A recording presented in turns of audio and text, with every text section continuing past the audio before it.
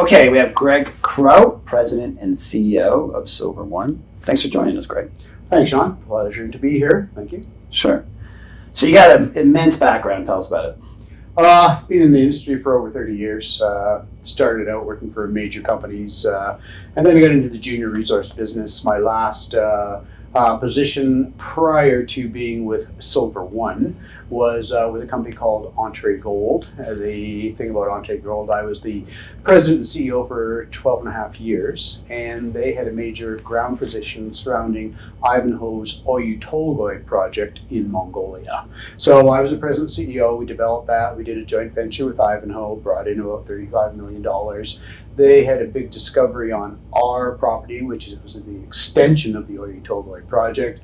That brought in Rio Tinto. He became our largest shareholder. They brought in another $50-60 million.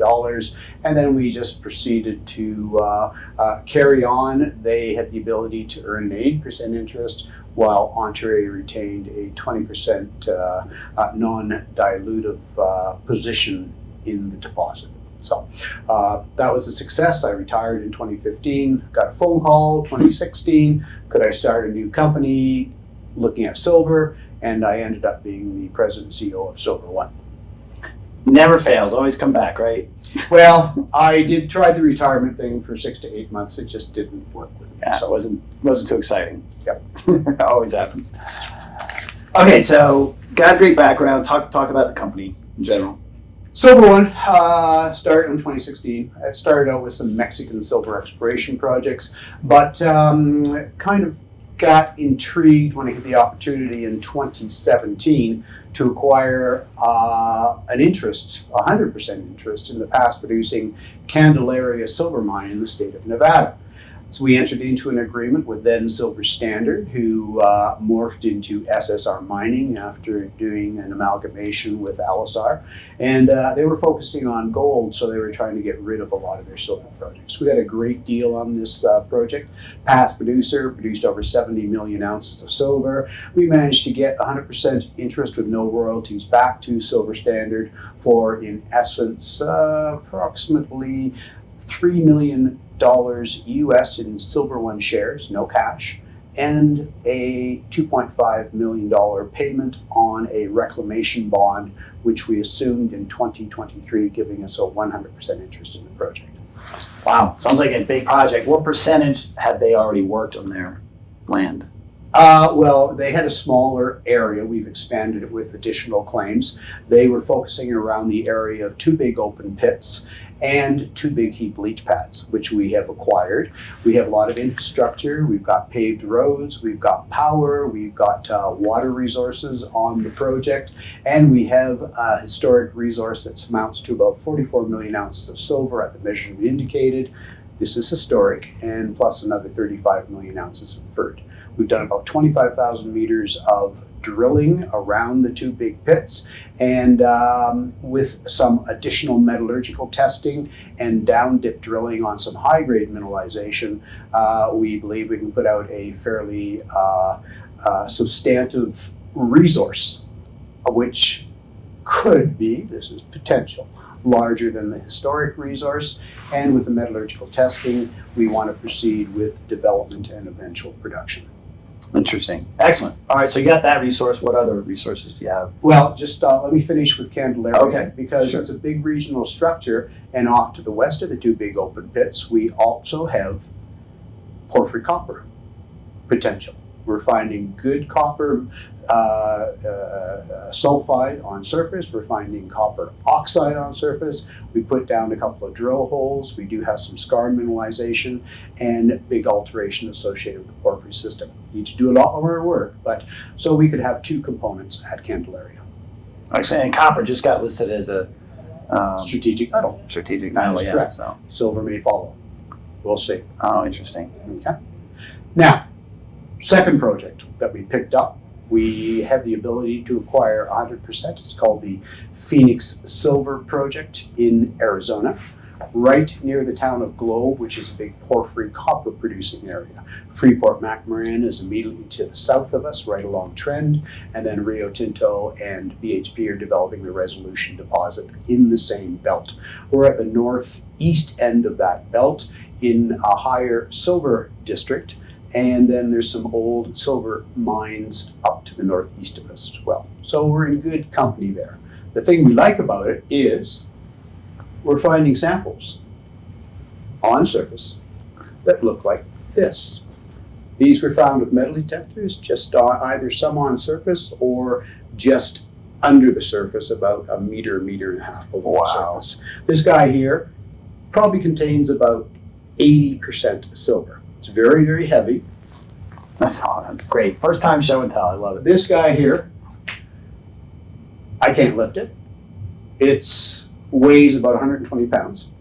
And I don't know what the estimate of the silver here, but some of the other ones, we have one other sample that's 417 pounds, and it's estimated to contain about 70% pure silver. So we have a drill program that's permitted with the Department of Forestry, and we're ready to start drilling it. We have put out 13 drill pads with up to 25 holes, and we want to pinprick the major structures that we think controls of the mineralization and find the source of it. If we find the source of this mineralization, we think it will be a game changer for the company. A major catalyst for the stock too. That's correct, yes. So these are our two major projects. We do have a third early stage project in eastern Nevada, but we're not working on it right now. So that's really what the company is focusing on. We're going to focus on these two projects before going to Canada. Correct. Excellent. So what are the kind of things you're waiting on now to really kind of take a nice shoot into the moon? Two things. We're continuing work at Candelaria.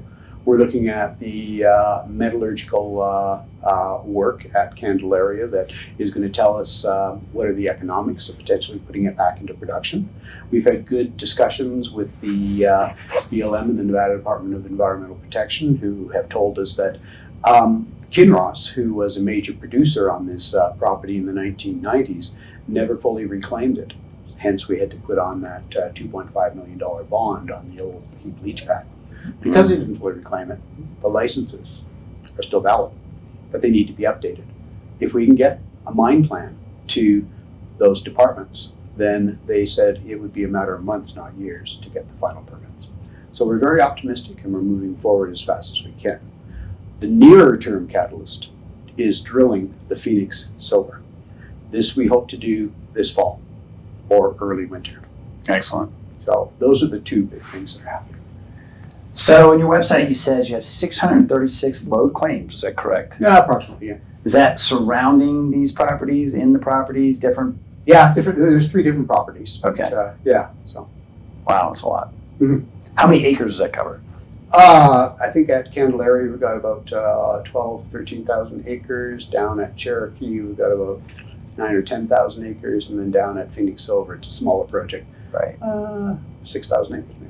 Okay, that's a nice chunk. Yeah, yeah. And the thing about Phoenix, we don't need that much room. If we can find even a small fraction of this style of mineralization, it would be in a small contained area. So you don't need the big ground package to really rack up the ounces. Mm-hmm. So that's a really nice high grade piece, the one that's shiny. You don't see these around the Yeah. world very often. What grade would you say that would be? This is about 80%. So 80% would be approximately 800,000 grams per ton silver. Oh yeah, that's super rare. Yes. That probably doesn't come in huge chunks, but when you find Well, we've got one 417 pounds that we found, and it may not be the largest. What grade is the big one? The big one we estimated, the even larger one, we didn't do an estimate on this one, but the larger one came back about 70% pure silver. So this would be something similar. Wow. Yeah. So that'd be about 700,000. That's phenomenal. Yeah. The silver rush. The silver rush. All right, so talk about your team. What's distinct about them? Maybe what? Yeah, we've got a lot of good people on the board. Luke Norman is our chairman. He's got a lot of, currently with U.S. Gold, he's got a couple of other good past performances under his belt. We've got another known geologist, or sorry, not a geologist, but very well-known financial expert on our board, Claudia Tornquist, who is also the president of Kodiak Resources. We've got Ken Engquist, who is currently working the C.E.O. of Western Copper, and we've got Raul Diaz, who spent multiple years with Peñoles and running their office down in Peru. He's now living in the United States, and he's our VP of Exploration. So we've got a good team behind us, multiple advisors and consultants that are on the team as well. Yeah, it sounds like, between 7 of you, 6 or 7 of you, you've been in multiple companies, and you add up all the years, it's solid. Oh, there's hundreds. Yeah, hundreds of years. That's great. That's a great advantage. So that kind of gets into my next question. What is the competitive advantage? We kind of talked about it, but how would you succinctly say? Well, I think we've got an excellent management team, which is very important for success. A lot of experience. We know how to evaluate, reject, and accept projects. These 2 projects are a prime example of it, which we have 2 stellar projects that we want to advance, one closer to development, the other one a very exciting drill opportunity in Phoenix Silver.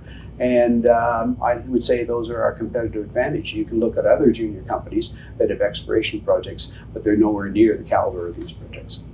Right, or far along. Yes. Those options are really nice to have. Mm-hmm. Very nice to have. Okay, so let's get into potential weaknesses and how you addressing them. Big weakness, silver prices. We need more momentum in the silver prices.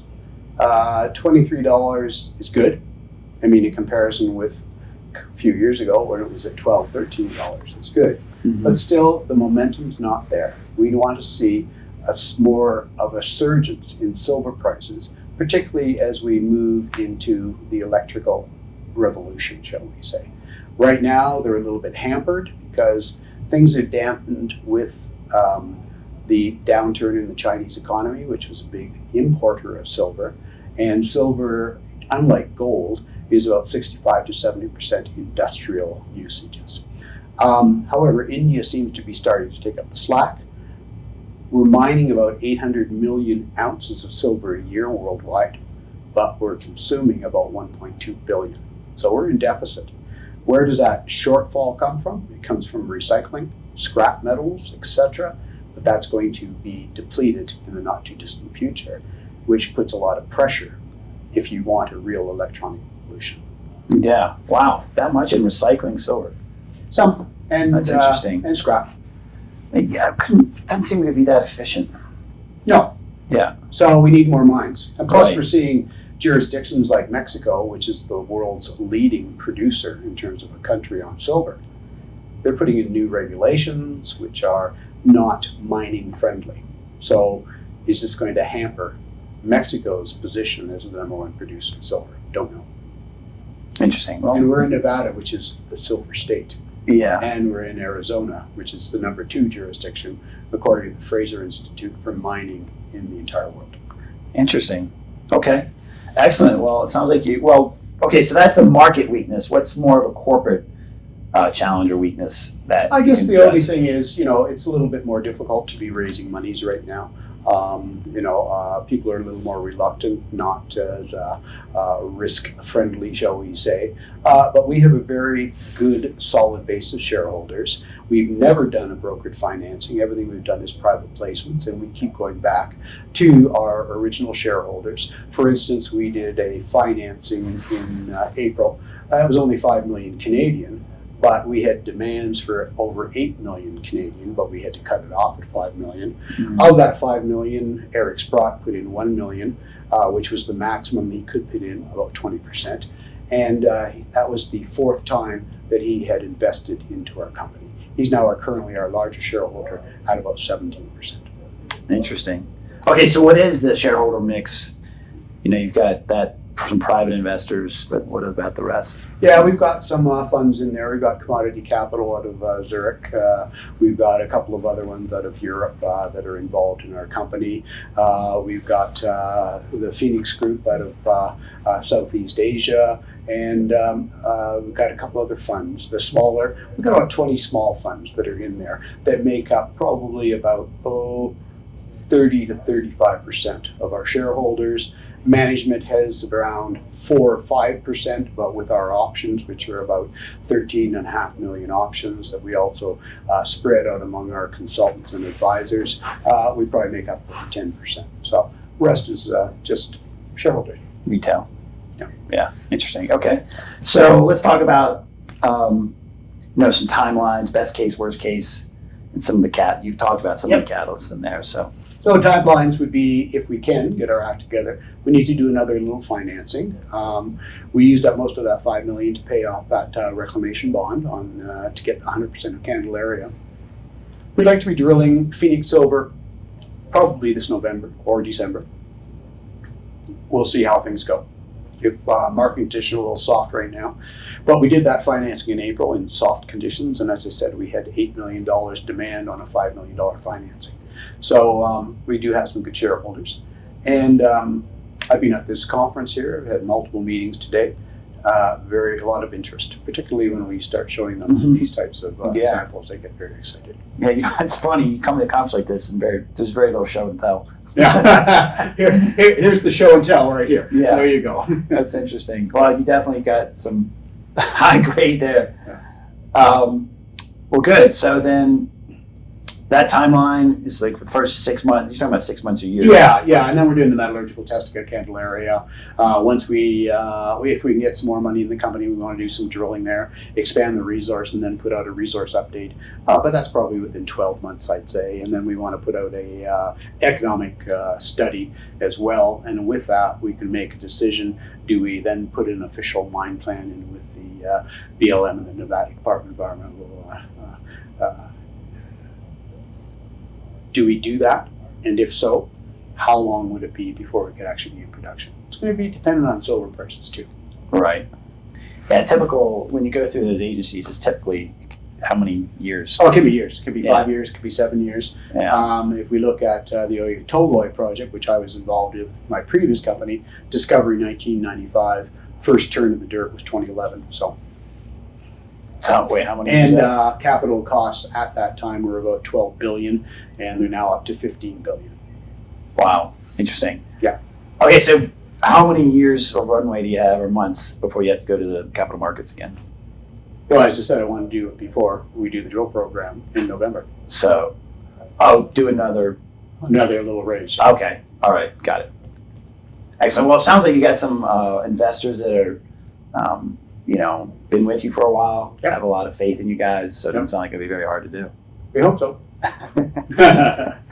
All right, so what is your philosophy on let's say we're in a recession, on how conservative versus speculative your business decisions are?